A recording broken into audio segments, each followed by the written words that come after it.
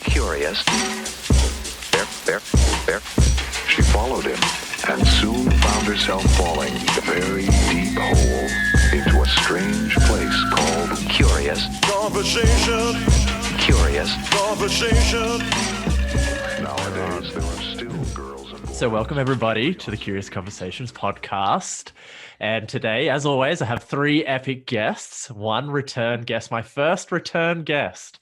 And today we're here to talk about motherhood, pregnancy, and business, like the leading a business throughout motherhood, pregnancy, and having kids, which is something I have absolutely no clue about. So it's something I'm very curious about, and I feel like a lot of people can learn from, especially my listeners are actually majority women. So that's really great. And I would love to just go around and just give my version of an intro to everybody, my personal intro, and then allow each of you just after I introduce you to introduce yourself and who you are, where you're coming from, and how you are involved with this work that we're going to speak about. So I feel like I'll start off with Sigs because you're the return guest. So you and I have just done so many different podcasts together, but this is our second time on Curious Conversations. Mm-hmm. So Sigs for me is just, well, my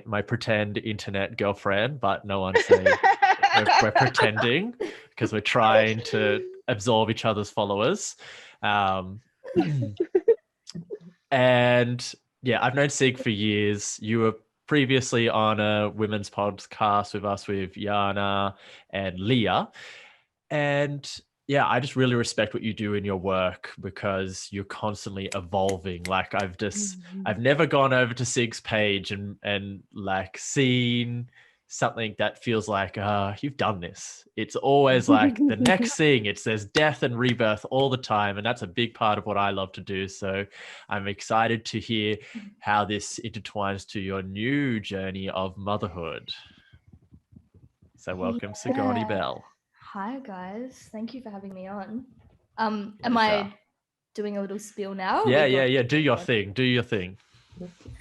Yeah, I've been actually feeling to rebirth myself back to my old brand around Queen of the Underworld, Queen of Death and Rebirth. I mean, with someone with a chart that has 5 planets conjunct Lilith on their IC in Scorpio, you can expect that I know the darkest of places, and that's where I kind of hang out and share from. So I mean, many things. I am actually a death doula, so I help people pass, but I feel like that's the process that I'm constantly in and that I support people in, and it doesn't matter where that is, whether it's in business, whether it's actually in the death process, whether it is my work as a medical medium. Yesterday I spent 2 hours actually extracting spirits from a child that had come to me for a session. So my work is so diverse. But I feel like my main line of work is really around that. It's around supporting people to die to who they truly are at the level of their soul. And that's constant. That evolution process is constant in people. So yeah, it's just coming from a space of deep listening and I guess soul initiation work. And that's what I'm all about. Epic. Yes. I'm keen for that to be in this space. So next I'm going to go to Angel Phoenix. So you've popped up on my radar many times. I've just seen this epic tattooed woman come up in my Explorer page. I'm like, cool. And I'll like look and it's like this brand of very in your face. I'm like, but like epic transmissions. And then times when I'm putting up polls, like, who should I get on my podcast? Your name keeps coming up. And I'm like, all right, this person's getting closer and closer into my world. Where do they fit? And then I just started following what you do. And I really love that like Sigs just said, like being very diverse in your work, like just being a bag of Skittles and it's just pick your flavor for the day. What are you feeling? And are they just the sweet ones or the sour ones? I just feel there's so much going on in your world that, I had a read over your bio and your press kit and I was like, I feel like even this doesn't give enough to what I'm seeing on your page, but that's a bit of the mystery that I love. And, obviously for this one, a big part of that is that you're a birth doula, and just seeing what goes on there is just next level. I was watching some of the videos and just all the people involved and how centered it feels I was just wowed, to go, oh, I love this new wave of saying this is how we're going to move forward with creating the life. So I would love to hear more about what you're doing in that world. Thank you, Paisley. Thank you for seducing me into this spider web. I'm very, very, very excited. There's something really sexy to me about the work that we do. I mean, it just, everything that SIG stands for is what I stand for. And I really do believe in the ushering of a person refusing to die through the altar of necessary death. And what I have learned in supporting people through birth has not actually been about birthing the baby. It's been about rebirthing the mother or the birthing person. And I've been calling myself an identity death doula for a number of years.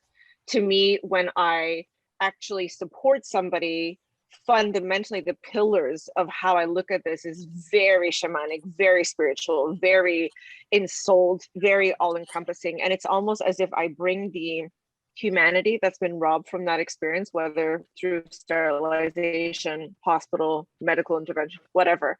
And I bring this philosophy and this poetry and this romanticism that's necessary at a rite of passage like that. And witnessing somebody become this, yes, bridge between heaven and earth, but also this macabre this macabre Trojan horse between life and death, and watching somebody become this Chinese finger trap in front of you, where if they resist, there's no way out.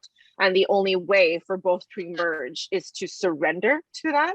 The origami in it, and the wildness in it, and the seeing that baby's eyes for the first time before the rest of the world will ever see it or ever try and take away its sight, while looking at the eyeballs of another person who will never look at life the same ever again, has meant that I have grown and evolved at the exact same rate that I've seen people come undone in the spaces I support. So who am I? No fucking idea. What I do know is that I don't look at things one-dimensionally. Yeah. That's the best I can give you.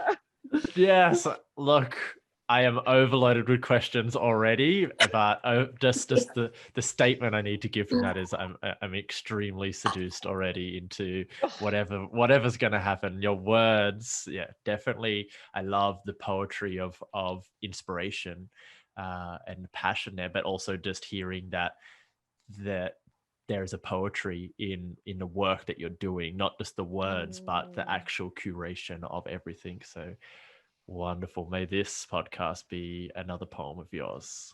Thank you. Thank you. So next is Michelle Patrick. So how I became aware of Michelle, I feel was first through Leah, and you two were doing an offering together, and there's this like epic artwork that you're doing. I can't remember what it was, but there's like trees and like you're on a bridge, I think, and it's like very foggy. This is how I'm remembering it.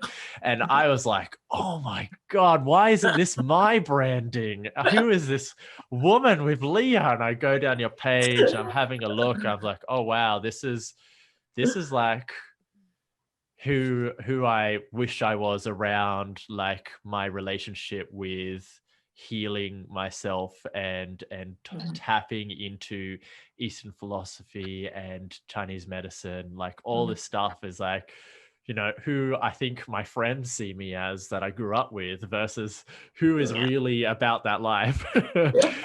And then it started coming again closer and closer. I know both Alpha and Nardine have had sessions with you, and there's times when I'm out for like dinner with them and they're like, oh, I can't have this because my system can't have that. I can't have any moist food, or I can't do this. I'm only allowed to eat that.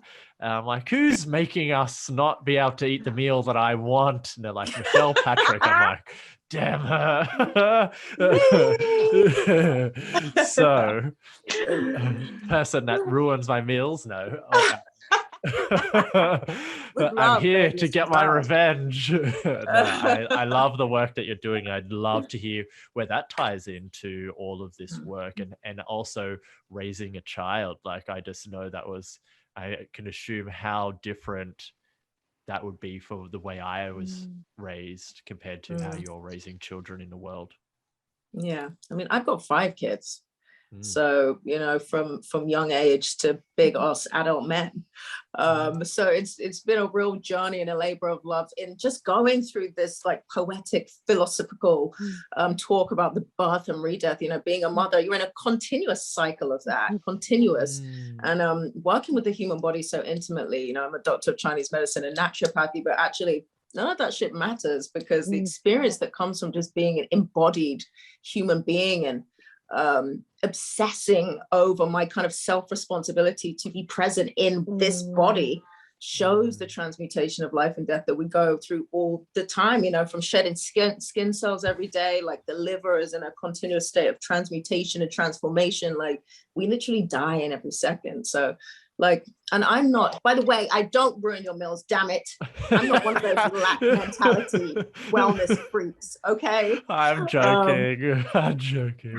However, when it comes to the body, it is about like knowing what is for you, you know, and we kind of live in this shame state of a world where it's almost, you feel guilty for being in your unique power, that whatever consciousness is coming through you. And that pertains to food too. We all eat the same shit.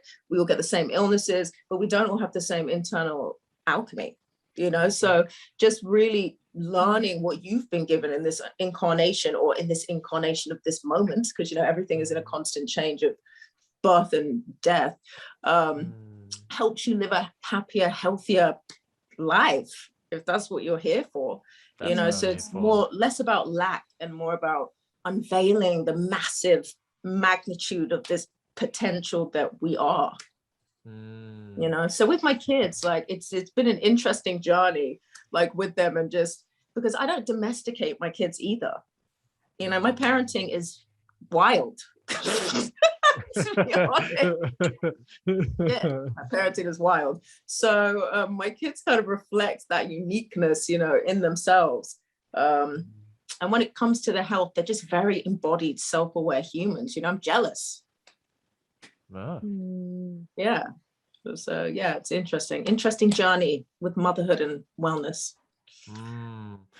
So yeah, I feel like that maybe is the best part for us to all start, is where are each of you in your motherhood? Like what defines you as a mother right now, and what's your journey currently? So maybe Michelle, just because of you were last and you've mentioned 5 children, I'd love to hear a little bit about your definition of being a mother, and where you're at with that right now. Oh, it's deep, you know, because it's in a continuous state of transmutation. I feel like my kids mother me, you know. I really feel like I'm just the blessed channel of which they emerged into this reality, and rather than enchain them to my own, you know, things that we're breaking away from, just existing on this planet every day, you know, our own patterns of control and programming and all our bullshit that we carry, that we're working through, rather than attach that to them, I kind of let them unattach that from me. You know, so it becomes more, for me in my journey of motherhood, it becomes more of a nourishing situation rather than a deficient situation. You know, I'm just nourishing them and encouraging them to have their own experiences, no matter if they don't really fit with what I feel like they should be, but being a supportive vessel just to make sure that they stay safe and healthy while they're becoming who they were meant to be, not who I want them to be, or who my personality, you know, expresses. Like I want them to be I want them to be better than me, you know. Yes. That's what I want, and that comes with submission to the control patterns of being one of the, you know, being like that ideal mother that we are sold. That comes with as well, that brings, you know, makes a lot of mothers feel bad, feel like they're not doing a good job, and I hate that shit. I hate that formal mothering. Like you don't go to school to learn to be a mother. You facilitate that in whatever way comes with your experience on the planet, like let alone anything else, you know. So yeah, but none of them are in jail. We're winning. Yeah, I like that. I mean? I like that. That's not the life that they chose. Yeah. Yeah, even if they were, I mean, we'd still be winning. You know, we all have experiences to experience here. So I just try really not to try to take away from their own what they're here to do. Yeah. Sigs, I feel like you have something to say there. I've got lightning. I was like, Yeah, I can see the electricity is ready. surprised the computer hasn't shut down.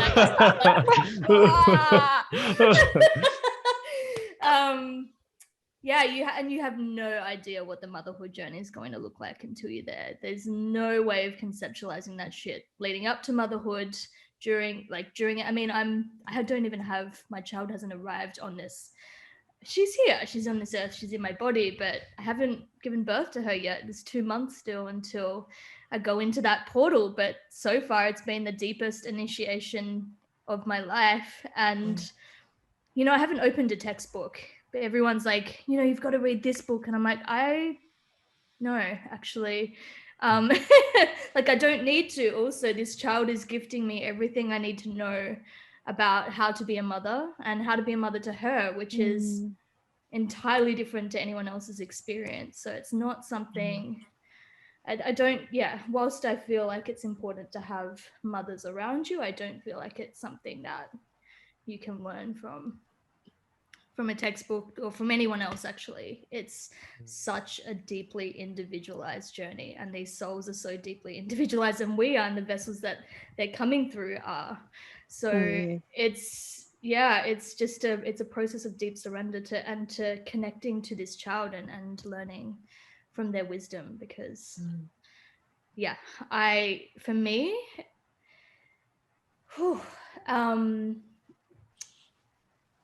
it's actually been like, this child is the shadow of everything I've repressed in my life. She's come through. She's basically the mirror of my inner child, and all of the ways I've abandoned myself. She's like, here, this is what you see, and this is your next step. And it's extremely confronting, actually. It's extremely confronting, but so beautiful. Wow. I am busting, literally about to diarrhea. I can see it. I'm like, I need to stop because Angela needs to go.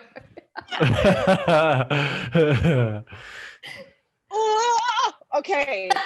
I actually, Sig, I was so conscious of that because I'm like, don't show too much. Sig's gonna get distracted by how much you want to say right now.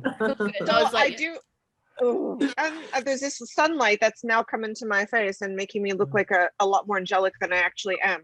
I did want to say something that is so incredibly vital for everybody here. Yeah, but you're pretty seasoned. Everybody listening, and that is trying to coach or mentor or lead or facilitate people through the birth process, especially first-time mothers, is a nightmare. It actually has been the most ridiculously challenging work that I've ever taken on, even before my children. And that is because you have these individuals who have no fucking idea what it is they're getting into. And you're trying to explain to them what that no fucking idea is supposed to look like, while holding space for them to surrender to the idea that they don't know shit about shit. And they're about to find out that they know less shit than even the shit that they thought that they knew that's shit. And you're essentially holding them through this obliteration of the world they're trying desperately to hold on to, because they're so terrified of losing control and so terrified of saying goodbye to a world that was an illusion. So this idea that, you know, how to birth for dummies, what to expect when you're expecting, what a facade, what a lie to try and convince people. But you're playing into their hyper-intellectualism, you're playing into the ego, you're playing into this intelligent, scientific, empirical research mind that wants to believe that it can be super sophisticated. It's like trying to explain to someone how dying feels like. Right? It's like trying to explain to someone what being born feels like. You're looking at the crux of the most human experiences there is to live and trying to find language, to give to something, when the only thing that you can at that point is poetry, right? We're looking at literally large, vivacious, descriptive language that maybe can take someone on that journey, but otherwise it's our delusion And I think what's difficult is watching the delusion unfold or unravel for somebody who's pregnant, because Sig's going to go through it. We all go through it. This is literally, your child does not have patience for your bullshit. If you do not upgrade, and if you do not level up, and if you do not let go of that delusion, you actually become a dangerous parent. And so this requirement is that that baby will chomp through your masks. It will pummel you until you are cosmic debris, and it will not settle for anything but your fucking best. And you are just there clutching at the old, like, oh my God, what does it look like?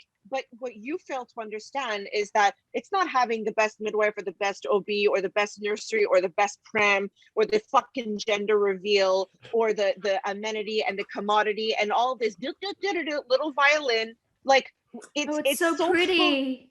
Right? Oh my It's like God. this pathological consumption of parenthood that actually plays into how fucking afraid we are of not knowing anything. So let me distract you with a cute little picture, or let me distract you with buying every single thing that preys on how disembodied you are and how disconnected you are to your feminine and to your motherhood, instead of actually looking at this at large, which to me is how we have literally crippled, immobilized, lobotomized the womb space and the motherhood space and the parenthood space by continuously facilitating spaces where people are deprived, denied of their sensory faculty, their interpretive faculty, their intuition, their fucking instinct. And now we're all walking around outsourcing our own capacity to love, outsourcing our own capacity to nourish another person because of XYZ.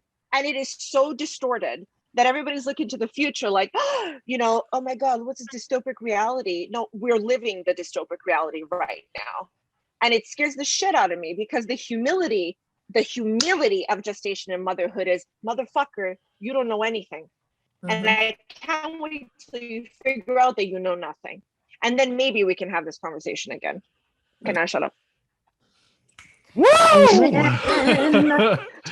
Angel is here to pod. Damn, I feel like I just need to. I swear to God, it's so much fun. I feel like I could just do this and just leave you through to the conversation. Leave the screen. I'm like, all right, I'll just listen. I don't even need to ask any questions. Okay, so that is where you're at with motherhood, which I'm really loving. And I'm pregnant right now. Oh, I'm you're pregnant right now. I am currently trying to plan my own documented self-initiated abortion process and talk about the sovereignty of where it is I'm at. And I'm trying to find the language as to what this altar of motherhood looks like to me. And that's a reclamation of each way that my ancestors were killed because they helped women decide whether they wanted to be fertile or infertile. And that's where I'm at with my motherhood journey right now. Wow. Epic. So you three are just giving me way too much to unpack so quickly. I'm here for it, but I have like a zillion questions. So actually, yes, we're going to go past whatever time you said you needed to leave, Angel. I know it just with the amount of questions I have already, but I feel like one I'd love to go off is what Sig said earlier, is this shadow that's come up for herself already with your child, is where the shadows either are right now or the biggest, some of the biggest shadows you have journeyed, especially coming off the back of that, of like what motherhood is meant to be and what society is pushing upon us. Like, this is how you should be mother. You need this, blah, blah, blah, blah, blah. And also what Michelle was saying around like this expectation of like, when you have that burden of what a good mother is, you're constantly feeling like you're failing, right? So I'm curious to hear how you've come around to journeying that shadow and now being in a place where I'm having an understanding where I don't need to beat myself up for my shadow playing a part of this ritual of having a child, this whole other poetic story that I'm weaving. I'm gonna do popcorn style. Yeah, popcorn style from here. Just back to what Angela was saying before, like my tarot deck doesn't work anymore. There's one card in my tarot deck that's like, it's the traditional Hermetic deck that says the untold story. It's not actually meant to be in the deck, and I pull it every time. And it's like, you motherfucker, you cannot know a thing right now. You've got to surrender. And that's motherhood. Like my tarot deck doesn't even work anymore. Wow. Yeah. Literally. Epic. But you don't really have a say in it. You don't, like, it's forced upon you, you know, like it'll come in. For me, like my whole book accounts closed themselves down recently, like, because it was like she came through, she's like, you're not doing this anymore, like this is where you're going, you're working with plants, this is what's happening. And these are all the parts I've been denying for so long that have been coming through anyway. Like this idea of being kind of building up this business and building up this this plan for myself. And, you know, whilst there's been this deeper undercurrent of like, actually, no, like what I really feel satisfies me, and what, like, you know, who I was as a child is I was in the gardens, I was working with magic, I was working with the plants, I was working with flower medicines. That's who I am at my core. And it's just been shut down for years because I feel like, no, I'll build the business, I'll get that to a point of success, and then I'll go and do the thing that I want to do. And she's like, nah, motherfucker, like it's all coming crashing down. My book accounts just closed themselves down out of fraudulent activity. Like everything literally just got obliterated and shattered. Someone stole my business and liquidated it underneath me. And it was just like, it's like, you don't actually have a choice in this. Like, this is what's happening. And that's all I can feel. It's a byproduct of what she's teaching me and like what she's trying to pull through for me, which I know is in my highest interest, but like in the process of it actually happening, it's fucking painful. Yeah. So, Wow. yeah, they illuminate it. And I feel like for me in particular, I feel like I just get hit by a brick. I don't actually get the whole feather thing, you know, or it's just like my life. Like, that's you. Comes in that's and always like, been you. So it might be softer for other people, but that's been my experience. I believe that if somebody says that there's a softer revealing and healing process, I don't believe them. I think that's more, again, this delusion, because ultimately our children, the resistance, or when it is hard, is when we fail or fail to admit that they are the teacher and we are the student. And from the moment they're conceived, there is this, you know, this axis that's fucking flipped on its head, where you are forced to be the student. And this is why I believe that we need these 10 months to actually soften our ego into a space where we're willing to listen. And unfortunately, it does have to be violent, because the shadow work is what you said so beautifully before. It's like the parts of me that I've been suppressing, right? The inner child, the reflection in the pond, this, like, you know, the most powerful of us are suppressing the most potent, insidious, complicated things like people could not even wrap their heads around. And I think that when you are a powerful woman and a baby comes into the picture, it's like domination, universal style. You're just forced to take it. You're forced to get on your knees, and you're like, yes, please, because you need it. There's a part of you that knows that you need that domination. And there, you know, a lot of people chalk it down to hormones, to biological imperatives, to physiology, to the dependence of a child. But I actually think that it's so exquisitely designed in a way where your child doesn't just mirror, they amplify what was unprocessed. They amplify what was unsaid. And they do it in a way that is so violent, you have absolutely no choice but to say yes. And, you know, this is why we see suicide as the number one way that women die in the postpartum period. This is why we see that infanticide is the, you know, the highest rates you have of being murdered ever are between 0 and 1 years old. There is a level of under support and ill equipage and failure to see how critical, but how confrontational that is. And the less we support women and people having babies through that process, the more violence is going to come out on the other end of it. So like, say yes to the shadow or forever hold your peace. Ooh, yeah. And within that, I'm curious to hear what your shadow that you had to surrender to, Angel, throughout this, or even currently right now. like Michelle said, my children have been my absolute greatest proponents. The cheerleaders in that they're not even aware of what it is they're cheering on. They're cheering on the destiny version of me, the version of me I closet, the version of me that I cuckold, the version of me that I keep quiet, the inner child stuffed in a basement with a sock in her mouth. My children have taught me that it's okay to know nothing. And my children have given me permission to still show up like I'm worth everything. My children have showed me what unconditional love actually is.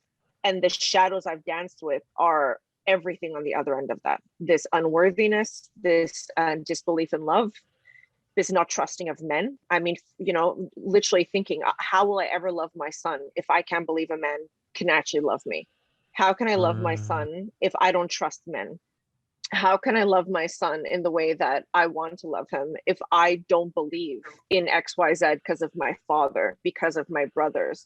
So it's never ending, honestly. It's a Rubik's Cube, and I am okay with the fact that I'll never figure that Rubik's Cube out. But damn, I love the escape room nature of parenthood. And I'm okay, bury me alive. I'll make a game out of it. Yeah. Beautiful. Yeah, I love that like visualization there of like just it's like a meditation, right? Just like working out this Rubik's Cube. And it's like, I'm not trying to end this meditation. I'm trying to really just get Zen right now and really be in the flow of this weaving. Yeah, beautiful. And for yourself, Michelle, I'm curious to hear either what's alive right now or one of the biggest lessons you've been receiving from the shadow of motherhood. Oh, I mean, I think Angel's right. It is always shit. It's always there. So first of all, I had nightmare pregnancies. You know, I think people look at me and they're like, oh, she's a naturopath. She's got 5 kids. I must have been birthing in the jungle, like naked with flowers in my hair. It was not that. Okay. But it was definitely not that. It was all a nightmare. They were all premature.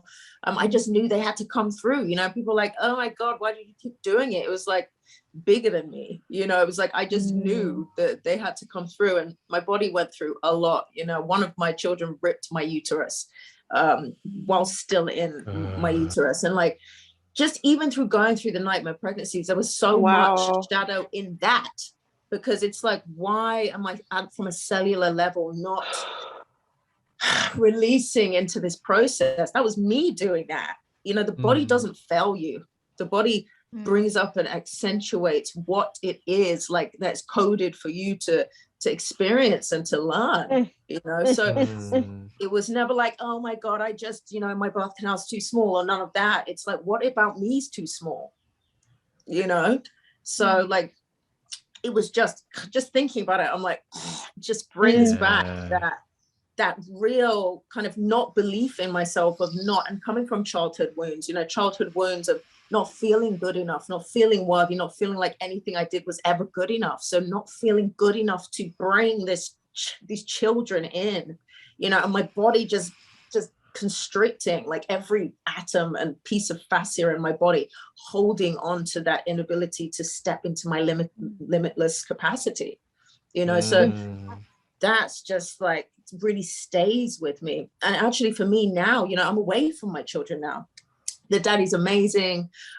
He's doing daddy right now so that I can expand, you know. And my youngest is 11, and I know there's lots of crying mother eyes that are like, why are you on a different continent to your children, you know?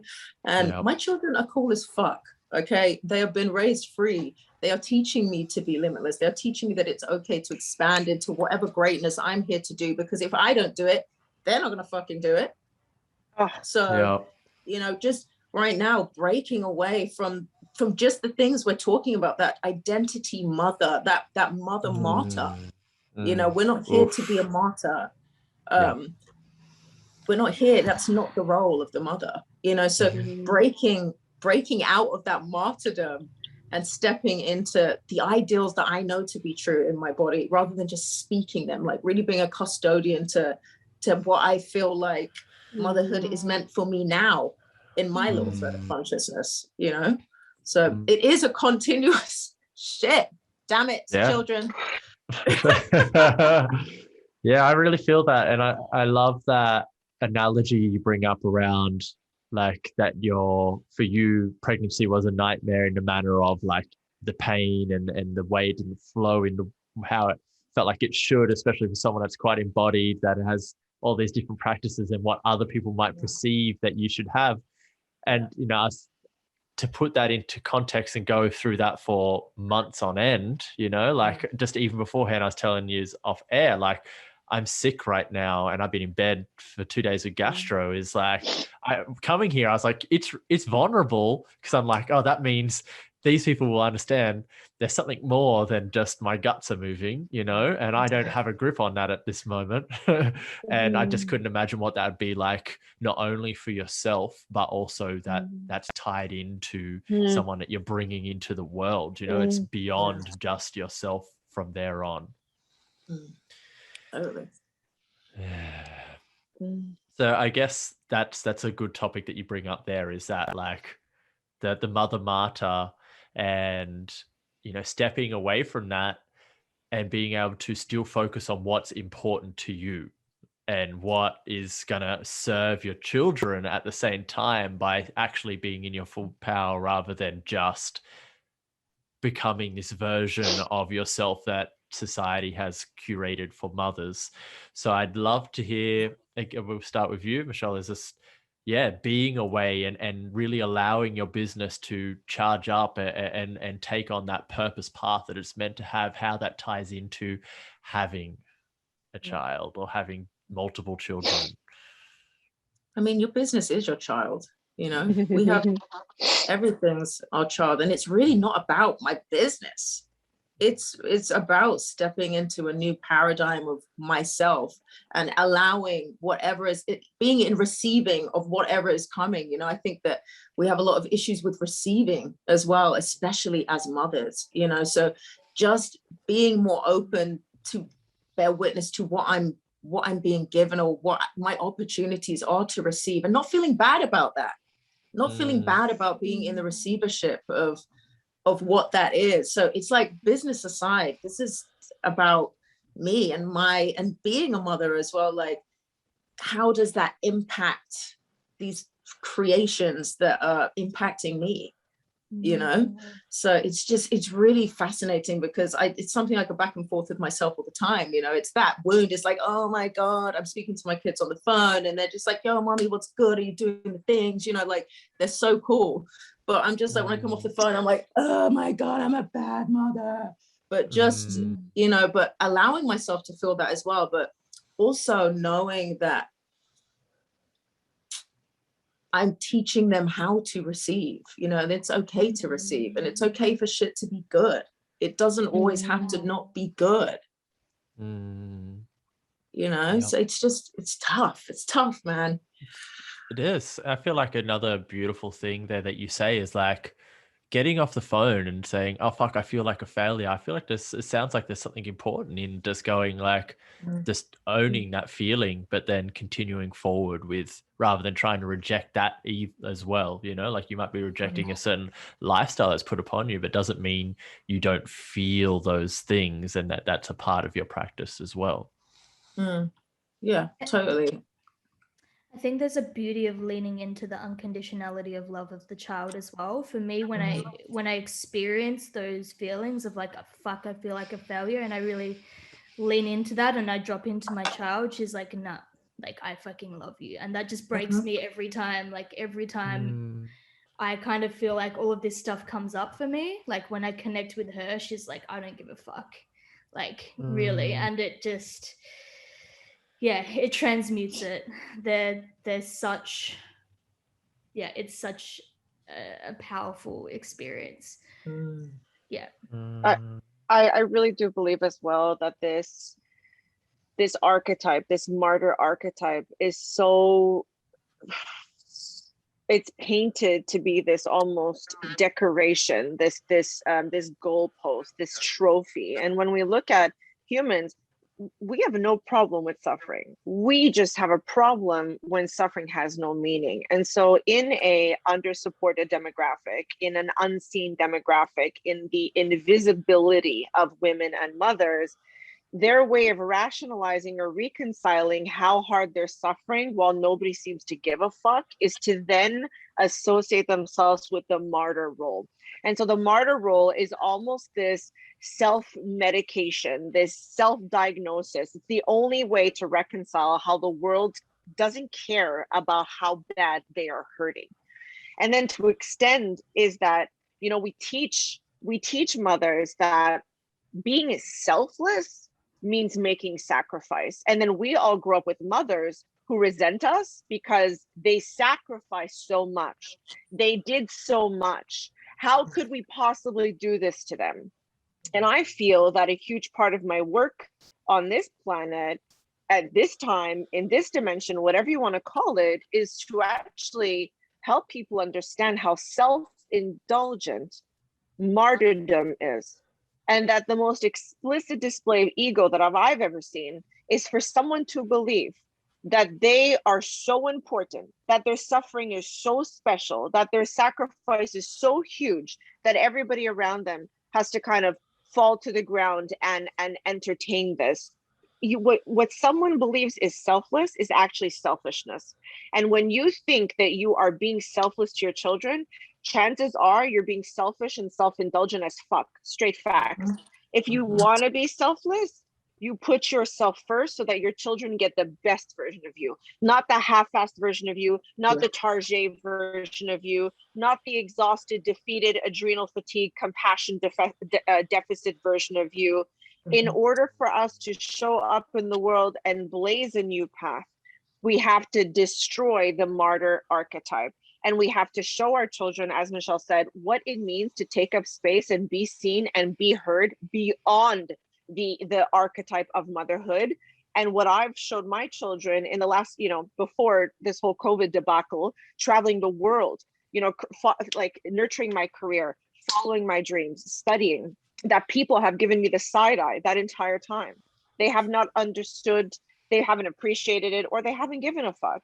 And now I look at how cool as fuck my kids are as well, and how punk as fuck they are, and how they are brilliant and adaptable and excited about, you know, the variable, the variation. They're dynamic, they're so kind, they're so interesting. And, you know, to see their little love notes when I haven't seen them in 3 weeks, and they, you know, send me notes saying how proud they are of me, or how they couldn't live their life without me, and how cool I am. And it's, you know, there are things that I have given my children by holding back on what I'm supposed to give them. And how I've opened up their definition of individuality, freedom, expression, adventure, simply by modeling the type of life and type of pursuit and type of passionate living that I fucking refuse to negotiate on. Means that if I die tomorrow, I know that at the minimum, my kids have my whole Instagram feed, and they have every story I've ever told, and they have every biblical proportion bit of poetry I've left for them about how much I love them, and every ounce of permission that I've left for them behind to do whatever the fuck it is they want to do, no matter what anybody says. And that to me is the future of motherhood. It's not whatever this old, and by the way, the men and the partners are suffering because this as well. As they're being held prisoner by the provider protector archetype that they sometimes don't have any interest in being a part of, or can't for many different reasons. And it's like, we all talk about this gender gap and bridging it, you know, inequality and whatever it might be. And yet we're still operating this maternal healthcare system and societal approach of like the misogyny, the patriarchal, the highly medicalized, everything that enables that martyrdom motherhood archetype to thrive. But it's making us all feel dead on the inside. It starts at the hearth, it affects Mother Earth. It just seems like a logical step forward. Oh yes, so there's a few things in there as well. And one I feel like is important to have a conversation about is, you know, from there you said like those moments of just being in your passion and really serving what you're calling in is. And I'm sure there's still moments in there where, you know, you seem solid as fuck, but everyone has moments of like, oh fuck, like what am I doing? And like you said, those little moments of finding love notes from your children and that makes you go, oh yes, I'm on the right path. Or just seeing how punk your children are, like, yes, I've got to be doing something right. And I feel like I would love to highlight that I've seen all three of you get like major publication around what you do in the world, around your purpose work, around what you're doing in the world, and how that just serves so many people. Like you all have big followings on your platforms, publication talks about you, you're effective, that obviously this is resonating with a lot of people.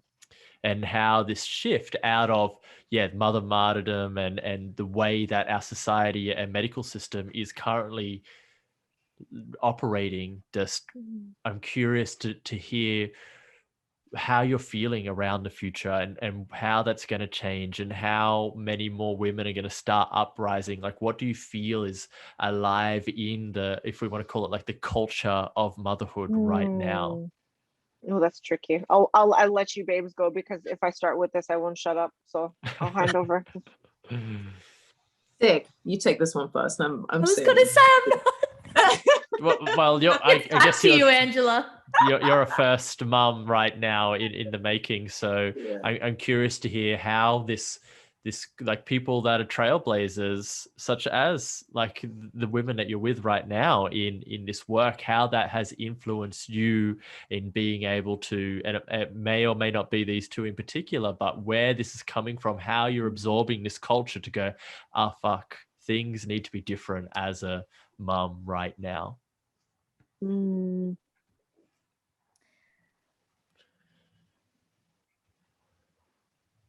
It's just interesting because I feel like motherhood for me, like I've always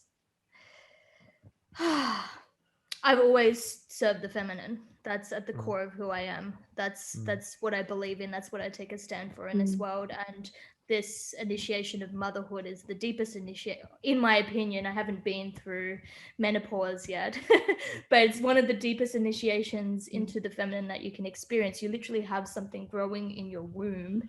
So it pulls all of your energy into the womb and destroys the patriarchy inside of yourself. Like there's you can't live by logic anymore. It's not, the brain literally, like gray matter of the brain starts to dissolve, and you're functioning from the amygdala, which is primal center, and your primal instincts become alive. So motherhood to me is just an extension of how I've always lived, but like on crack.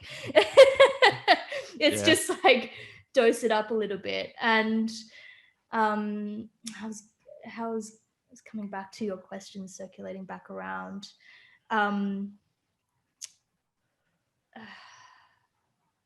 The culture of where we're at right now. Yeah, and you doing the feminine work has always been the leader. Well, yeah, and I feel like as a culture right now, what's really breaking down is the patriarchy's breaking down. Like we can see right now, we're in the shadow that we're in Pluto in Capricorn for another 3 years, and it's basically dissolving old hierarchical structures. And I feel like on the outer, that's all dissolving, and I feel like it's not separate. I don't think it's separate. I'm stuck. I started on a thread and I've got to go circulate back around, and I've totally lost my. Do you want me to add to that, Sig? And then if you think about put some fire under Sig's. Well, I don't want to use the pregnancy brain thing, but it's actually real. No, totally it's important to be on the podcast. I was going to say that the Pluto in Capricorn, particularly for people like me with Pluto and Scorpio, it's this almost heightened contrast experience, where it's almost like this Pluto in Scorpio coming up against this Pluto in Capricorn, which feels like fucking never ending begging from this outer source, outer realm to just give the fuck up or let it go or retire. It's quite bizarre. When you look at motherhood, birth, the maternal healthcare sector, et cetera, it is one of these industries, it's one of these cultures that doesn't change as quick as it should, because it doesn't become something you care about until you're in it yourself. Therefore, there's no attention or activism or intention placed towards it until you're living it yourself. B, people living the onslaught of consequence at the disparity, the inequity, the trauma, they're so tired after living that trauma that they will fail to, any recourse. They won't escalate it. They won't try and follow things up. They're so tired and they're in such a state of survival that the idea of thriving in an empowered way is like an impossibility. It's a pipe dream. And then C, it's this culture where we have been birthing since the beginning of time. But when you look at the history of childbirth and the history of motherhood and how we look at menstruation is how we created society. See Judy Grant, Blood, Bread, and Roses, the original ritual, the original practices, how we literally invented language, how we literally invented religion, religare, was all on our bleed. The seclusion rites, the red tent, the woman being, going into a dark space, channeling the cosmos, bringing in information. And what happened is through time, I promise this segue, tangent, whatever you want to call it, means something. Through time, women had to create language in order for men. And it's relevant to this too, is that men didn't understand. So women had to create language to explain to men what the fuck was happening. All they understood was that women were bleeding, babies followed, and that was it. So this is where you see actually a lot of rich content coming out in a court. Men began to get jealous of these seclusion rites, right? This is where toxic, fragile masculinity actually starts. They wanted to be a part of what was happening. They wanted to connect to source. And in fact, premeditated murder began as a seclusion rite attempt at like an adaptation at women bleeding to get close to source. So they started fighting rituals, knifing rituals, and killing other people in order to get close to God. And this is why today, statistically, a woman's best chances of surviving rape, assault, or murder is to tell her perpetrator she's on her period, because your period is more offensive than killing you. Let's just sit with that for a second. And so what was happened is that throughout history, you see these attempts over and over and over again, no matter what the age, no matter what the era, where we look at something that is sacred, meaning set apart, something that is super, super fucking holy because it is a part of the whole, not separate from it. And as the patriarchy eats it up and regurgitates it, we end up in this conveyor belt, junk food, drive-through experience of what being human was supposed to mean. In it, we have stolen ritual, we've stolen practice, we've stolen ceremony, we've stolen closeness, we've stolen compassion, and we have quite literally made women or people with wombs fucking illiterate in the landscape of their mind, their body, their soul. We have made them illiterate in their instincts and intuition. And so we're 2021 and we are seeing not only this in full action, but women paying for it to keep it happening. You're looking at fertility and the infertility industry. Birth control is the longest running science experiment of all time. It was a feminist driven action. You're looking at women spending half their life paying to not get pregnant and like, whoa, we can suck that dick, ride that dick on our terms. And then they get to 50 or 40, whatever, and end up mortgaging 3 houses to then get pregnant. And then you have, of course, the core of this being medical narcissism, the omnipotent force dancing with the person looking for an omnipotent presence. And then everybody who, is playing within this, idolizing science over soul. And you can see that you think we've come further ahead, but we haven't. And the culture is as infected as ever. But what we're seeing now is women facilitating this, exacerbating it, because they're scared, because they're disassociating, because they're compartmentalizing, because they're denying, because they believe that choosing cesarean over, a vaginal birth is an act of revolution because it's ensuring vaginal integrity, instead of understanding that what's the cost of 94% cesarean rate to the body when it stops remembering how to birth? How does that affect babies? How does that affect humanity? So we've gone to this part where the primitive mind is gone. We are the custodians of the primitive mind, right? There are very few people who actually give a shit about what our ancestors did and how they birthed on the stars. The modern mind is obsessed with a belief that it is better than everything. It is a part of everything. And it has to control birth and death because that's what brings it closer to God and above God. And I wish that I could say that we're at a really exciting part in time and conversations are changing. But friends, when I first got into this work, you know, a breastfeeding image on social media had you banned and removed. I personally lost a whole like 13,000 page because of that. You know, childbirth imagery on social media, there was no visual references of childbirth until myself and a few colleagues overturned the entire censorship rules at Instagram and Facebook. Only since we have now have visual references, yeah, punk as fuck. Only Punk as stay fuck. bad, stay bad, Stay bitches. bad.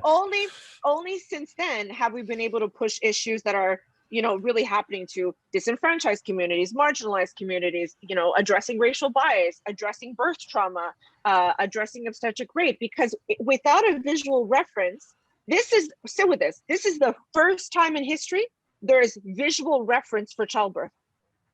First time.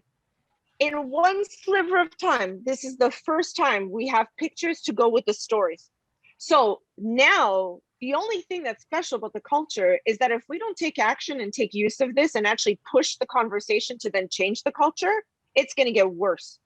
And we need to be willing to use this photographic evidence, to use this evidence coming from here, to share our anecdotal experiences, to fight for the value and meaning of what birth and death is supposed to feel like, or it's going to get lost in the process. People are they're unwilling to be offensive, they're unwilling to get naked, they're unwilling to show the shit and the piss and the everything that is dirty about birth. And if we fail to incorporate the mess and show people what the mess looks like, the cleanliness, the hygiene, and the sterilized version of birth will always be what we choose. And I am worried about what that will cost humanity, right? It's like, imagine everyone started having sex or experiencing intimacy in white robes with hand sanitizer in a brightly lit room, right? We've taken people away from death, we've taken people away from birth, and what it's costing us is our humanity. And as much as I want to say that things are changing, you know, I feel like I'm nothing. I'm a little fish in the sea. I feel like I've been banging my head against a brick wall. And before COVID, I've been trying to tell people, like, are you actually insane? Sorry to use that language. Nobody respects you. Nobody will care about you. Nobody will respect your bodily autonomy. Nobody will care about your sovereign making process. Like, you actually are going to have to fight all these people when you get there. And then when COVID happened, we're seeing, no matter what anybody believes, or this is not the conversation for it, I'm just watching everybody in the world be gaslit the way that I've seen mothers get gaslit for the last 10 years. I'm seeing everybody be denied of their sovereignty in the same way that I've seen mothers be denied their sovereignty. But now the world has the man flu and wants everybody to stop, while mothers were walking around like fucking zombies dying and nobody batted an eyelid. So sorry, take your man flu and I'll raise you. What millions of years of women basically being left to die alone in the contagion of suicidal ideation and everything else in between. Yeah. Amen. Amen. Amen. I feel like you've dropped in the piece for me, so thank Yes. you so much. Yes. It's like it's back now. It's back now. It's back. The Thank fire you, is thank you. alive. I mean, and we're going through the biggest sterilization agenda in history right now, Yes. right? And Yes. what we can see happening is the moment things are really shift, we have to polarize in the opposite direction. We have the total, all of the fucking shadow comes up, and then we swing. And this is what I wanted to speak about in this Pluto and Capricorn period, because Capricorn is the representation of the deep earth and of being able to drop into the mysteries of the earth. And you know, what we're seeing, Pluto represents the shadow, right? So we're seeing all of the shadow and all of the ways that we're not connected to the earth right now coming up to actually be purified out, and it's at its strongest and it's fucking fighting what's actually naturally wanting to happen. But this links back to what I was saying, because I feel like we've got no choice. Like, the earth is birthing right now, just as like we're talking about motherhood, but the earth is actually rebirthing herself right now. She's pretty much pulling the birdie at the way that we've been doing things, and we're not going to really have a choice. Like, everyone is going through a birthing process right now, because there's a massive cock block there to living the way that we previously. Mm. And so I think Mhm. regardless of or not of what we're doing individually, it's happening. Like we're returning to the way that things were and to the wisdom of the feminine. And I don't think we actually have a choice. Mm. You know, Corona is, sorry, I was going to say that Corona is crown. And all I could think about at the beginning of this was the crowning of birth, and how this is quite literally this transition, this birthing phase. And when a woman or birthing person gets to transition, there's the crisis of confidence, there's the fear, the rug feels like it's pulled underneath them, there's this uncertainty, they think, fuck, can I do this? And it's only that painful when they resist. And I think that's humanity as a whole thing, is exactly what you just said. It's this, we surrender to the urge to push and birth something new, or we hold back and be rushed off to the theater, you know, because we could not just let go and let in what was trying to arrive. This saying yes to death in order to say yes to life. I could not agree more. Yeah, this whole like analogy with like what's going on in the world currently versus the years and years of pushing down women and motherhood. And you know, I see it right now with Michelle. Like just before we signed on, you're like both in a certain way, you know, locked away from your children and from your business, you know, from where your home ground of business is right now as a mother. Like how I'm curious to hear what this conversation is bringing up for you. Oh man, I feel like this is me and COVID, we need to have a whole different podcast. Okay. But that's a whole different podcast. But I'm just going to bring in like the sterility and stuff. It's really important because like we've been talking about, life is one big birth and death experiment. You know, it's like the only real fact that we know is that we're all heading one way, you know, and we're experiencing that in every day anyway. But just going back to what Angel was saying about the sterility and the removement of the deep kind of wild ritual that is motherhood and birthing, you can see that happening across the scope of everything. You know, we're being made to be so sterile. We're being pulled out of our kind of divine given right to be wild as fuck, you know, and to express consciousness as it wants to be expressed and not covered in sanitizer, you know. But so as far as where like that the system and that patriarchal kind of medical manifestation that we're dealing with motherhood going, I also don't feel great about it either.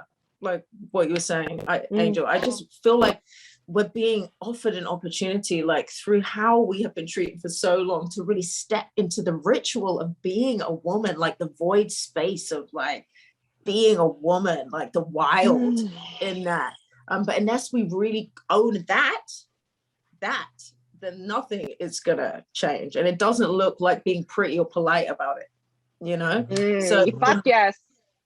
Yeah, it doesn't. It cannot, because essentially we're not meant to be pretty and polite. You know, when you're birthing a fucking life into the world, there's nothing pretty and polite about that. You know, so taking that same energy and applying it to life is really where women need to be. You know, that's my humble opinion on. We express our femininity or what we think that is in whatever way we want, but I'm with you. With you know, and where I'm at right now, it's really interesting. This has been really triggering for me, you know, and I, you know, just going through those birth cycles of being brought into the integrity of myself, I quantify myself to be quite present, you know, and just accepting of things. And it's like, I've been going through this thing the past couple of days where I'm like, you know, I'm chilling, like it is what it is. I'm just going to protect my peace and do the thing. And now I'm like, I'm really quite irritated by it. And now I'm in the puppet, just speaking into that wildness. Now I've been questioning, like doing this processing, because I do that a lot, you know, of, are you talking shit, Michelle?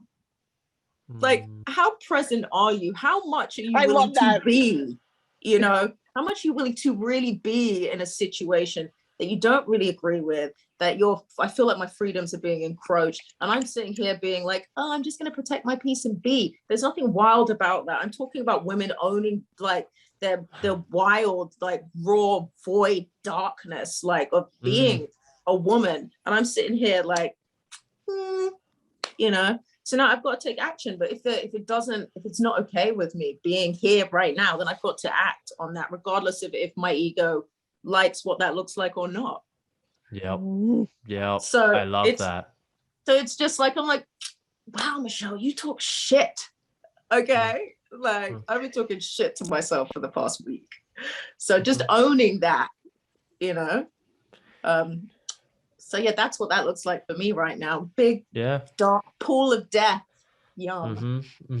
Owning the shit. Thank you. I guess that's an initiation on its own. Yeah, and you know, this wild woman, you know, archetype, the part of womanhood and motherhood is something I want to talk about, and something Angel brought up earlier of the imagery being seen of women in birth. Like, I remember maybe like 4 years ago, I came across this article, maybe 5, of a home birth, like a woman in some kind of tub, some kind of pool inside. I remember the first time I saw it, I was wowed. And then like I bookmarked it. I remember I bookmarked it, and every day that week I went through the series and just looked at it and was just like, this is something so foreign to me. And like, it was somehow like it sort of transcended that it was actually a birth. It was, to me, it was just like art. I was like, oh my God, like, look at these photos, look at the emotion that's captured here. Like, it was just so, it brought me alive, like in a way that I hadn't been before. That's why I had to keep revisiting it. I wish I remember who it was or where it was, so I could give a shout out to those people that had that on the internet.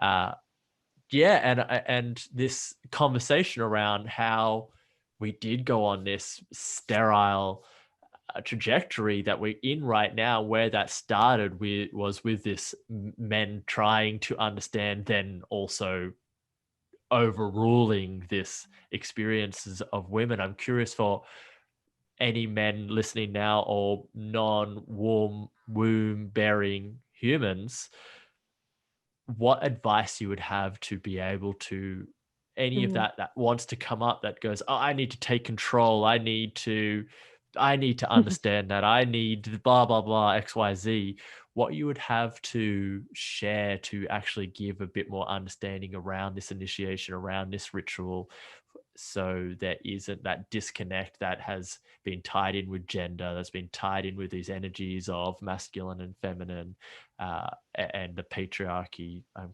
curious to hear what you would have to share around that to maybe male and non-womb bearing humans.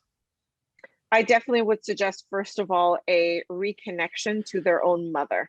So whether that is the person who birthed them or the person who has cared for them, I definitely have seen the level of disconnect in a partner being emotionally available to connect to their own child or to their own partner based on how disconnected they are from their own mother. You know, we joke about, like, you know, you meet someone, you're like, hey, can you get your birth chart? Do you know what time you were born? But if you want to actually move past the kind of novelty of that, it's that how many men do you know when they were born? How many men do you know their birth story? How many men do you know understand how they were born, the context, the scenario? How many men do you know understand the dynamic or the liveliness or the death or their mother in the way that their mother wished somebody could know them or see them or celebrate them? Because culturally, women were told, you know, remember that only even up until 1986, 87, every woman came in for an enema, an episiotomy, and a shave. Prior to that, we saw no men a lot in the birth space. Prior to that, it was twilight sleep, where women were sedated with things like chloroform, strapped to a bed. And again, this disconnection was like a commodity. Epigenetically, these men are the fruit of all of this. And then they're the fruit of their disconnection from their mother.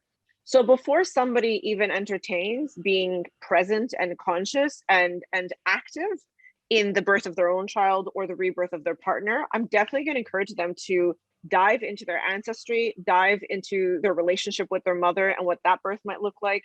If their mother is not around, or their birth person is not around, or there was an adoption situation or surrogate situation, I would definitely encourage things like breath work or any kind of DMT inducing ceremony, astral traveling, meditation, whatever floats your boat, to really try and understand where it is you came from. Because no matter if you've got a dick between your legs or not, we are all born from the egg that came from our grandmother's womb. And to not know source, to not know where that egg came from and was sprung from, actually means that we're cut from where our story starts. So moving through that process, getting to know the grandmother we came from, getting to know our ancestry, making love to that epigenetic history, understanding not just hereditary things because you want to predict illnesses, but ask yourself, what's your relationship with life and death? And then broach it in a way where you actually have the language and database to understand it. Beautiful. I've already been dragged throughout this process, so that's great. I'll definitely have some things to talk to Mum about after this. Great. Yes. Yes. Anyone else have anything they'd like to add to that? Yeah, I was going to go down the epigenetics and just like revisiting the fractals of what was before, by any means necessary. And that doesn't look like, shit, things happen with families all the time. There is, adoption. There are traumas in families and stuff, which can make, nothing's really impossible, but can make that seem like it's just not an option. But we live in the ritualistic world of accessing different things like DMT and, other things that can open up with the correct intention, the means to reconnect those parts of ourselves, that essence that always remains outside of this kind of ascetic reality, which is only a fraction of life, right? So there's so much to reconnect through just by making the intention to do so. That's half of the healing done, and really seeking out the means to open up space and portals for that, because it's right. Like how can you even really facilitate that if there's really been no intention to know how you came into this incarnation, how that even happened. So really just making that, just everything the angel said, that intention by any means necessary. And there are so many means, so many. Yeah, Yeah, beautiful. Sure. I feel like I just want to take a moment to acknowledge that I don't know what the experience of being a man is like and being the father of a child is like. And my journey for me, like just in the pregnancy journey, is actually learning how to surrender my own control and wanting the father to actually show up in any particular way or be any particular way, or having my emotional needs and the way that I feel emotionally connected to the child, putting that on the father, and actually having to withdraw that back and be like, it's fucking totally different for the male. Their initiation is completely different. It's on a completely different timeline. They don't actually in my experience, don't experience the depth of emotional connection that we do, because they don't have the totality of hormonal changes happening throughout the journey. And in my experience, there is some synchronization that happens. Like I've really noticed that, there's been times where I've been really sick, and I've noticed the father's gone through that as well. And they are actually syncing up on a very metaphysical level to what's happening for the mother. But in saying that, I'm coming from a totally different fucking lens, and I don't know what it's like for them actually. I'm a bit of an asshole. I wanted to add that piece. You're an asshole? No, I'm a bit of an asshole, because what you're saying is, I'm just voicing, it's just, God, do I agree with that? Because it is. The amount of mothers I've worked with where I'm like, what you're saying is completely unrealistic. So this is so much more than just your partner not showing up for you in the way that you want them to. It's a disjointedness in love language, in fear language, in desire language. It's a failure to mutually meet where one can meet each other. It's a failure to outsource emotional support, etc. But also, what I find tricky and why I'm an asshole from my experience, and that once a man comes inside of you and he is put on a birth certificate as the father of your child, the level of control he has over your life for the rest of your life is actually really disconcerting. And in this is that someone can just quite literally impregnate you and not be held accountable for anything else for the rest of their life, because the boys will be boys mentality is echoed in, oh, well, that's just men don't actually process pregnancy like women do. So we have to be really careful as to where there's permission granted for men to not show up, because society just legitimately doesn't expect them to. I'm And not then- giving them that permission right now. Hell no! Fuck no! Five Scorpios What I'm comes doing out right of here. I definitely don't think so. As if, but I mean, in general, yeah, women unfortunately are in a situation where, you know, the judicial system, the family circuit system, the medical system, it's just the background noise, basically, for lack of better words, truly does not hold men accountable, responsible for anything. If a woman leaves, you know, her children to go live her life, she's vilified as a baby eater, aka Lilith. If a man does that, there's zero repercussions. So I think it's difficult for me to support people, because in some ways it's like, absolutely, I see you as a human, and that your initiation looks different to me. And on the other side, it's like, man, you get a fucking free pass to everything. Like, knuckle the fuck up. And then at the same time, it's like 2 weeks paternity leave. What do we expect when a system basically tells a father, oh, so we're just going to ask you to work solid for 9 months and disassociate to survive, and therefore not know your partner or your baby, and then give you 2 weeks to be there? The whole thing is like, it's fucked. Yeah, it's fucked. Maybe this goes into somehow I'm gonna have to seek down the Sacred Fathers union and find that across the internet somewhere. I have one person in mind, but if I can get another two, we'll make that happen. But yeah, I feel like that's actually good. Tully O'Connor. Okay, awesome. You, Yes. Might be good to have on. okay, whoever this is, forward me their profile after this. I'm going to get onto them. Great.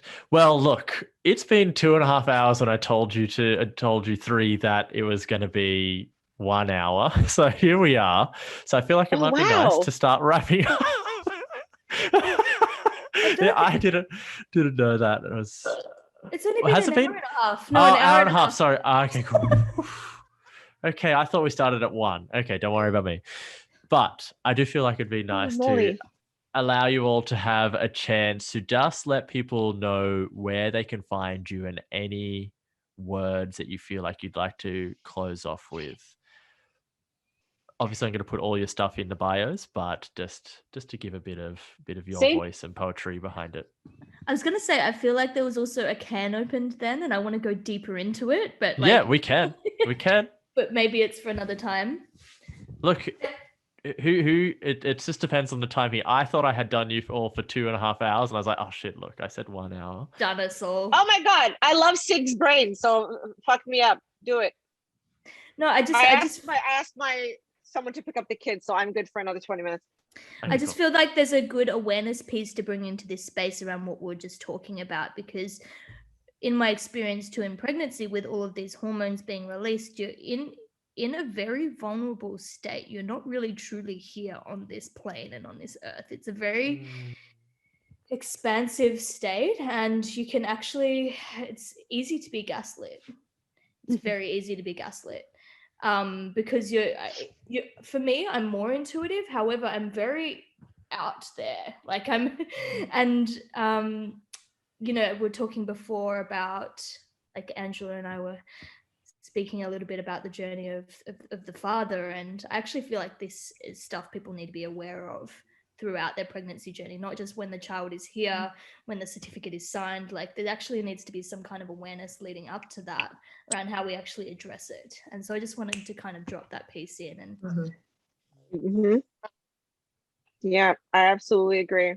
And I think it's one of those things where, rewinding back to our pathological consumption of parenthood, our romanticizing of parenthood, and our failure to actually have conversations that matter when, you know, kids are learning to know their bodies, and they first start exploring relationships, and they first start playing with the dynamics of what it is to be human. We're doing them such a disservice by not having these conversations. You know, if someone's consciously conceiving, let's talk to them about what that actually means once they have a baby. You know, if somebody my best friend got pregnant, I'll remember this forever, swiping right on Tinder. And I said, yeah, he's hot. And she got pregnant with him that night and had a baby. And you can imagine the scale of what to consider. It wasn't a gentle process. All of a sudden, there was a million things to take into consideration, and a million things for him to take into consideration. But nobody can prepare you for how it's kind of like, there's a stage, there are curtains, the curtains open, you're dancing on the stage, there are lights, Who's operating the lights? Who's operating the curtains? Who's behind the scenes? Who's managing that theater? Like, we all focus on what happens when the show is on, but we fail to have conversations about who's manning the show. And it's those nuances that affect us for the rest of our life, whether it is the medical, whether it is the psychological, the education, whatever. And I would love to see people bring more awareness to the realities of having children and what that means. What happens if you have a stillbirth? Who's going to support you through that? Why do we tell pregnant people that pregnancy isn't real before 12 weeks? But then pro-lifers will use that to say that baby's a real person, but nobody supports that person and they can't tell anybody that they're having a baby. Why is birth trauma still something that there are no legal teams that can successfully pull through to win on the case of the client, even in the most outrageous cases? What happens when I supported a woman where her partner tried to murder her 2 days after she had the baby? There are so many things that happen with the depression, the perinatal and postnatal depression in male, females, and anybody else who's birthing, the complexities of the person who's actually laboring, and then what happens at home in surrogacy, in adoption, in the fertility process with people who fuck on schedule, right? Or trying to find a sperm donor. And everything right now is so fact-based, intellectual-based, and system-based that we're failing to actually have the conversations that matter, which is like, how are you going to feel if we have a baby? What does that mean? You know, did your dad have postpartum depression? What happened to him? Oh, actually, he became an alcoholic after what happened there? Let's talk about that. You know, what happens if one day we both go our separate ways? What happens if one day, you know, you want to live in Nicaragua and I want to live in Australia? What happens one day when, you know, it's I think it would be do such a better service if we could just do things with intention and actually ponder, you know, but we're so afraid to prophesize or manifest that we're avoiding it. And I think that's, again, that delusion piece. I'll trade my delusion for awareness any day. I feel like this is a bit contradictory to earlier in the conversation about like books on how to be a mother, but I feel like you need to like release a book. There's like 101 questions you need to ask before and after birth or something like that. Just all those things that you're just bringing up. Just so many people don't have that in awareness. And also I was just like, Angel needs to be in some kind of like mother politics or something where you're passing these different, like, this needs to be done, or you're not. I feel like she's allowed kind to of be doing it, actually. Yeah.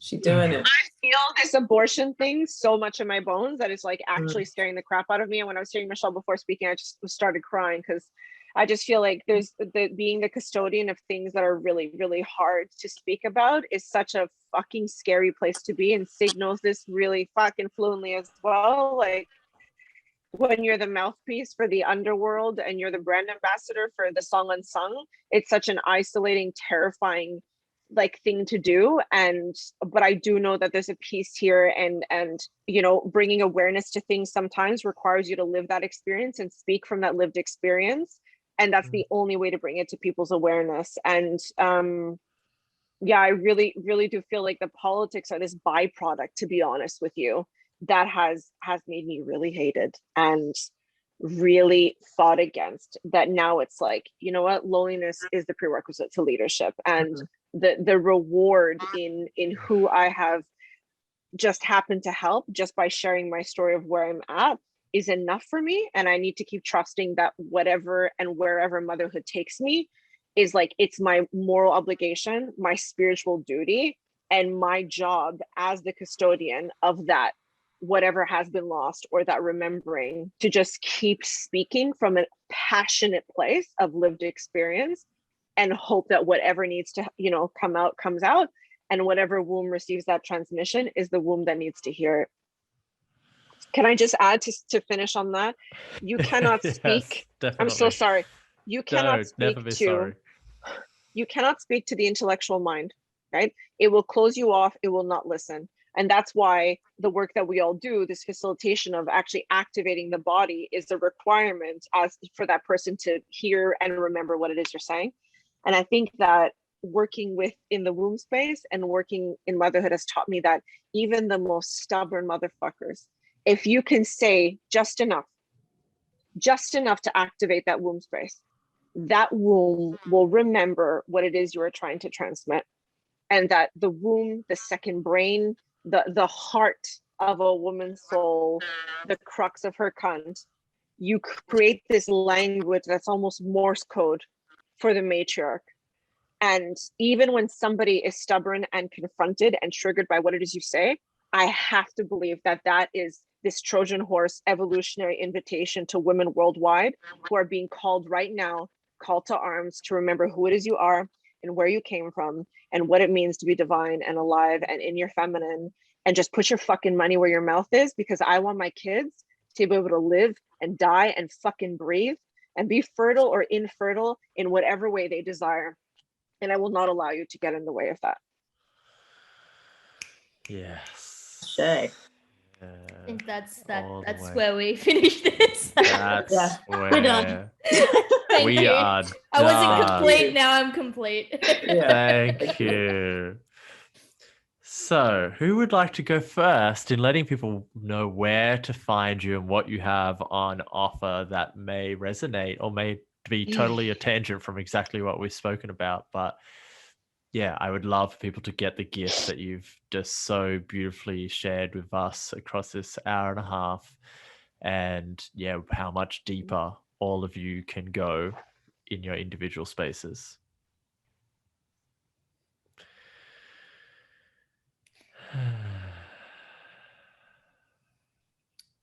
I'll go. Yeah. So primarily Instagram is where I hang out and post a lot.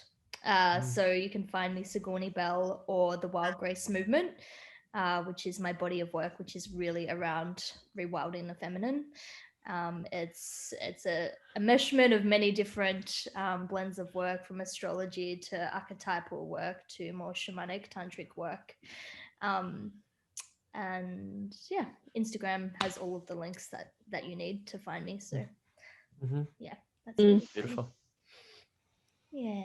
I would pay to watch you birth, Sigourney, and I just feel like there's a transmission coming through from you that is like this queen of the underworld unveiling. Like, I just feel like whether you use it or not, I would 100% film the whole thing and use it for cinematic purposes. Like, I can see you writhing and roaring at whatever point in birth and using that as a snippet in some kind of promotional something. Yes. But yeah. This, please. This was the plan. I'm back in my hometown now. I'm like literally considering coming back for my birth just because all of my videographer and everything's on the East Coast. Yeah. I have someone for you if you need someone in WA, but I suggest selfish purposes. Sorry, Michelle. Yeah, you can find me on Instagram at the Earth Oracle. My Facebook group, the Wellness is Evolving group, which is basically the body of work that I'm doing at the moment, is basically about decolonizing the body, like once at a time. That's what I do, is like the decolonization of the body and really handing it back to your unique integrity and purpose of why you're here and whatever the fuck you're here, you know, in the full limitless capacity of the health of that in all areas. So you can find me on the Wellness is Evolving group, Michelle Patrick on Facebook, or on Instagram. Nice. I have a few things going on, and I feel like I'm going to be reaching out to you very soon to do a bit of decolonizing. Yes, I need that. I need it desperately, actually. Awesome. His guts are talking to you right now. Archie Paisley's guts are talking to you right now. I was already like psychically communing with your microbiome. Like, good. Full permission. Okay. Full permission. I am an open portal for you from them. Okay. Great. Done. Paisley's poo from Twitter.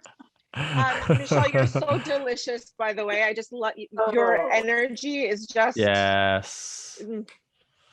just delicious. Thank you. Reflections. Oh, yum. I'm licking the screen. Okay, where can people find me? Somewhere in the ether, saw DMT or with DMT. When they're on those I'm DMT sure. trips, give a pounding as you go past. As you're like crawling your way back up to in utero, I'm there fist pumping you like, yes, yes. I wouldn't be surprised anymore, to be honest. You can find me on angel-phoenix, PHOEN as in Nancy IX.com. I actually I wrote 2 books before COVID hit.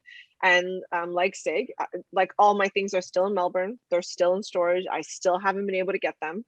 And you can, however, buy the ebook on my website. So on angel-phoenix.com, it's called The Doula of You, Bringing Humanity Back to the Human Experience. And it's basically a reflection of everything that I've seen in the almost decade of in this work. And again, ironically, I wrote this before COVID, so there's so many weird similarities. I also wrote a second book called The Masks We Wear, prior to COVID, and again, bizarre, that had everything to do with the masks falling to the floor and what's left after they do. But we won't go there because it scares me. Anyways, you can definitely buy those books on my website.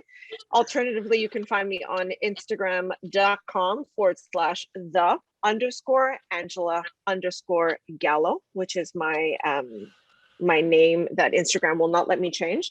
And you can also find me on Aquarian-anarchy.com.au.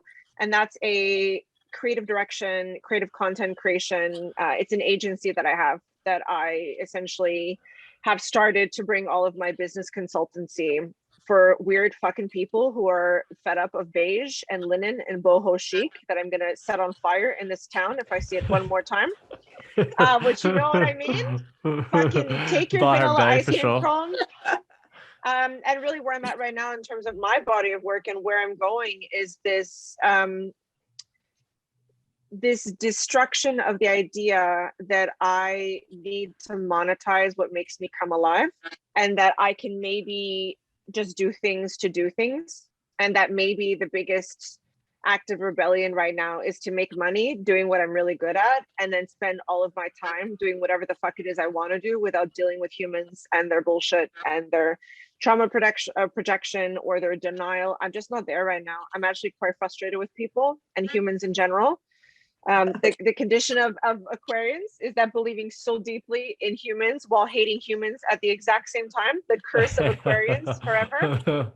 Yeah. So that's where I'm at. I'm at the tail end of do I hate humans? Do I love them? And then I have a conversation like this and I'm like, yes. And it's not God complex. It's like I genuinely just want to, I can only be around people who think like me and who are smarter than me. And I've just loved being the stupidest person in this space right now. I just love it. So that's where I'm at. Come find me. Very subjective. Thing you just said there. Very Get subjective. out of it. I mean, I like being inspired around really fucking brilliant people who inspire bravery in me. I'm at this really weird and interesting crossroads in my life where I don't really care so much about what I'm doing or selling. I just want to do what makes me horny, and I want to keep growing and I want to keep expanding. And whether that's my dominatrix work and humiliating someone's dick, or it's watching a baby be born into the world, or it's supporting somebody through their identity death process, or doing someone's social media, who knows? The whole bag of Skittles, right, Paisley? The whole bag of Skittles. We'll see. Whole bag of Skittles is there. The whole bag. Fuck yes. I feel like I've definitely left and got through this conversation feeling horny, so I'm definitely doing what I love here. Yes! Horny for life for sure. So I really appreciate the three of you showing up in exactly who you are and giving exactly what your transmission is, and allowing myself and each and every listener that will be here to get what you bring to the world as just powerful human beings, more than just being mothers, just being business women. Is just your powerful humans. So thank you so much. What a gang. Thank you this has been a good gangbang. I much appreciated it. Thank you very much. Awesome Thanks for gangbang. having me, Paisley. Awesome. It's been my favorite, actually. Thanks. Yes. Yeah. Yeah. There. She followed him and soon found herself falling a very deep hole into a strange place called Curious. Conversation. Curious. Conversation. Nowadays, there are still girls and boys whose curiosity leads them to strange